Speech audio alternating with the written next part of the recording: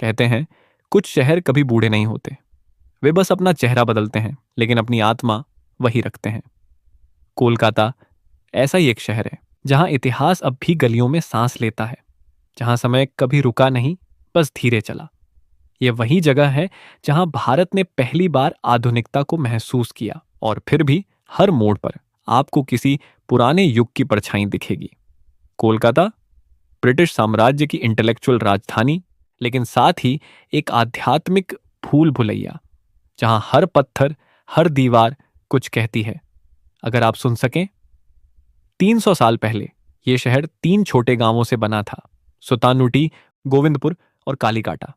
कहते हैं यहीं से इसका नाम कोलकाता पड़ा, देवी काली की भूमि से, या फिर उन कारीगरों से जो मिट्टी काटते थे, कालीकाटा। ईस्ट इंडिया कंपनी ने 1690 में यहां अपना ठिकाना बनाया, और फिर धीरे धीरे यह शहर बन गया सिटी ऑफ पैलेसेस।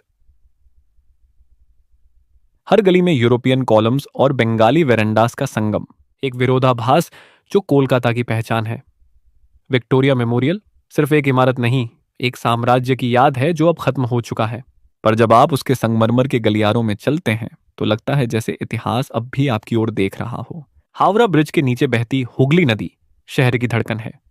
दिन में लाखों लोग इसे पार करते हैं, पर रात में जब यह शांत होती है तो इसके पानी में शहर का प्रतिबिंब किसी भूले हुए सपने जैसा लगता है।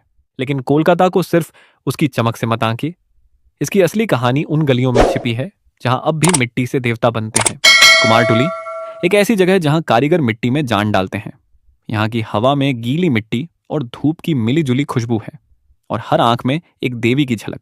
हर साल इन्हीं हाथों से बनी मूर्तियां दुर्गा पूजा के दौरान पूरे शहर को जागृत कर देती हैं। कोलकाता में हर चीज एक स्मृति है, कॉलेज स्ट्रीट की किताबों से लेकर इंडियन कॉफी हाउस की बहसों तक। यहाँ किताबें बिकती नहीं, सांस लेती हैं, और कॉफी की हर प्याली में आपको सुनील गांगुली, सत्यजीत रे और टैगोर की आवाज सुनाई देती है। मार्बल पैलेस एक मैंशन जो बाहर से खामोश है, पर अंदर सैकड़ों कला के टुकड़ों में जीवन बसा है। यह जगह जनता से दूर है, क्योंकि कुछ सुंदरियां हर किसी के लिए नहीं होती। और फिर ग्रेट बानियान ट्री, एक ऐसा पेड़ जो 250 साल पुराना है, जिसका तना अब नहीं रहा, पर जड़ें हैं हजारों की संख्या में, जैसे शहर का खुद का प्रतीक। एक शरीर जो टूट चुका है, पर आत्मा अब भी जिंदा है। रात में कोलकाता एक अलग ही रंग ले लेता है। जब बाकी शहर सो जाते हैं, यहाँ जीवन एक और दिशा में बहने लगता है। सडर स्ट्रीट पर विदेशी यात्री अपनी कहानियां बांटते हैं। पार्क स्ट्रीट पर अब भी जैज की धुन गूंजती है, और नॉर्थ कोलकाता की हवेलियों से आती है पुराने रेडियो की आवाज। दुर्गा पूजा यहाँ सिर्फ त्योहार नहीं, एक सामूहिक आत्मा है। हर पंडाल एक कविता है, हर मूर्ति एक दर्शन। पूरा शहर मंदिर बन जाता है। आज का कोलकाता बदल रहा है, नए flyover, modern mall, IT hub, पर इन सब के बीच अब भी कोई ना कोई बैठा है एक पुरानी लाल बत्ती के नीचे, हाथ में अखबार लिए, और कह रहा है शहर बदला है, पर इसकी धड़कन वही है।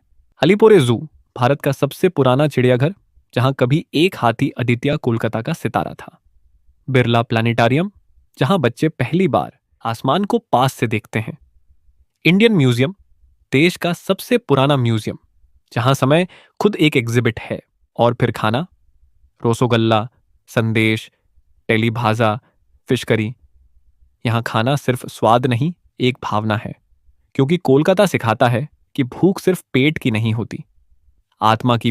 कोलकाता सिर्फ एक जगह नहीं, ये भारत की आत्मा का आईना है, जहां आधुनिकता और पुरातनता साथ रहते हैं, जहां पूजा और राजनीति एक ही गलियों में टकराते हैं, और जहां हर मोड़ पर आपको कोई कहानी मिल जाती है।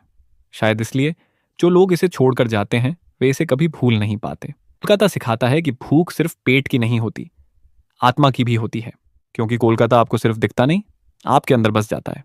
अगर आप कभी कोलकाता जाएं तो सिर्फ उसकी इमारतें मत देखिए, उसकी सांस सुनिए, क्योंकि कुछ शहर देखे नहीं जाते, महसूस किए जाते हैं, और कोलकाता उन्हीं में से एक है।